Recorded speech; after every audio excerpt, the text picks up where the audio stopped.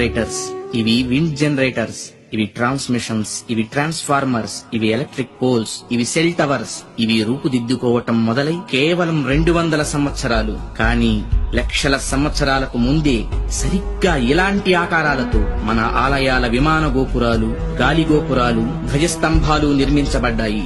ఆలయ ప్రాంగణాల్లో ఉండే తులసి, రావి, మారేడు వంటి మొక్కలు ఎయిర్ ప్యూరిఫైర్స్ గా పనిచేస్తాయి.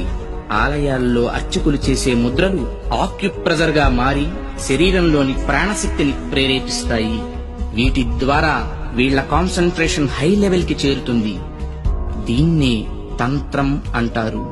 వాళ్ళు పలికే శబ్దాలు ఎలక్ట్రోమాగ్నెటిక్ వేవ్స్, విద్యుదయస్కాంత శక్తి తరంగాలుగా మారతాయి.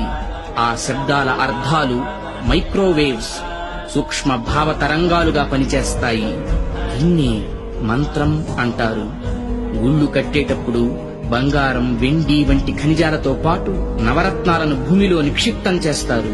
ఇవి ఎర్త్ పిట్స్ గా పనిచేస్తూ శక్తిని ఆలయ ప్రాంగణమంతా వ్యాపింపచేస్తాయి.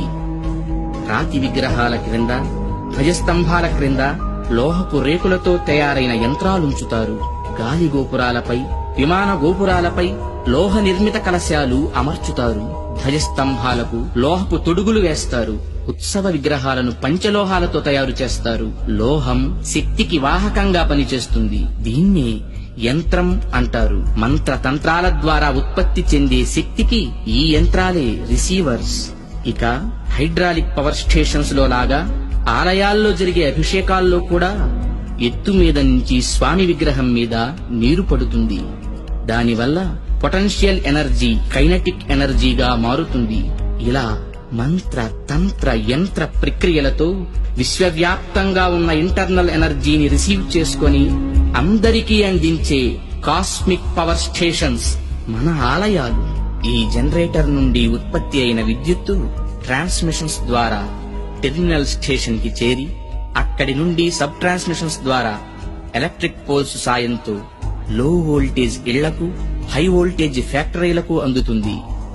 సరిగ్గా ఈ జనరేటర్ లాగే గర్భగుడిలోకి చేరిన శక్తి అంతరాలయమంతా ప్రసరించి పరివార దేవతల ద్వారా విస్తరించి ఎలక్ట్రిక్ పోల్స్ వంటి ధ్వజస్తంభాల సాయంతో సామాన్యుల నుంచి మహాభక్తుల దాకా వాళ్ల స్థాయికి తగ్గట్టు అందరికీ అందుతుంది.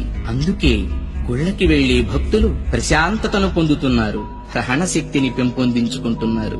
ఆ శక్తితోనే సమస్యలను పోగొట్టుకోగలుగుతారు.